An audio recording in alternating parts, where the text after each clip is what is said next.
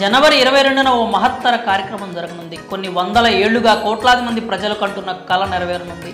ఆ బృహత్తర కార్యక్రమం పూర్తయ్యేందుకు ఎంతో మంది సహకారం, పోరాటం ఉంది. మరి ఆ గొప్ప వేడుక ఏమిటో అందరికీ అర్థమయ్యే ఉంటుంది. అదే అయోధ్యలో శ్రీరాముడి ప్రాణప్రతిష్ఠ కార్యక్రమం.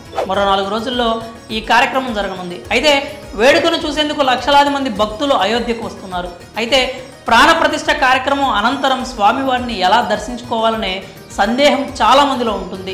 మరి అయోధ్య రామయ్య దర్శనానికి ఉన్న విధి విధానాలు ఏమిటో మనం ఇప్పుడు తెలుసుకుందాం. జనవరి 22వ తేదీన అయోధ్యలో రాములోరు కొలువు తీరుతున్నారు. ఈ వేడుకకు సంబంధించిన సన్నాహాలు జోరుగా సాగుతున్నాయి. బాలరాముని విగ్రహ ప్రతిష్టాపన కార్యక్రమం పూర్తయ్యాక సందర్శించాలని చాలామంది భక్తులు ఊబిళ్ళూరుతున్నారు. ఇక అయోధ్య రామాలయంలో బాలరాముడికి రోజుకు 5 సార్లు హారతులు ఇవ్వనున్నారు. అందుకే 3 హారతులు మాత్రమే భక్తులు దర్శించుకోగలుగుతారు. ఇక రామయ్యకు ఇవ్వనున్న హారతులు ఉదయం 6:30 గంటలకు, మధ్యాహ్నం 12 గంటలకు, సాయంత్రం 7:30 గంటలకు నిర్వహిస్తారు. ఇక శ్రీరాముని దర్శనం విషయానికి వస్తే ఉదయం 6 నుంచి 11:30 గంటల వరకు, తిరిగి మధ్యాహ్నం 2 గంటల నుంచి రాత్రి 7 గంటల వరకు దర్శనం చేసుకోవచ్చు.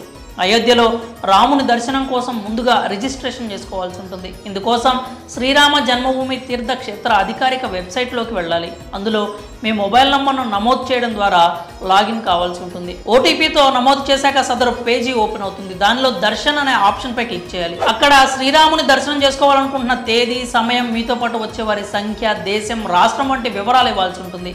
అలాగే ఈ వివరాలతో పాటు మొబైల్ నంబర్, ఫోటోను అప్లోడ్ చేయాలి. ఈ ప్రక్రియ పూర్తయ్యాక దర్శనానికి సంబంధించిన బుకింగ్ పూర్తవుతుంది. అదేవిధంగా శ్రీరాముని హారతలను చూడాలనుకుంటే ఇందుకోసం ప్రత్యేకంగా బుక్ చేసుకోవాల్సి ఉంటుంది. అలాగే ఆఫ్లైన్లో టికెట్లు పొందాలనుకుంటే కూడా ఆలయం సమీపంలోని కౌంటర్ వద్దకు వెళ్ళి ప్రభుత్వం ధృవీకరించిన గుర్తింపు కార్డును చూపించి టికెట్ పొందవచ్చు.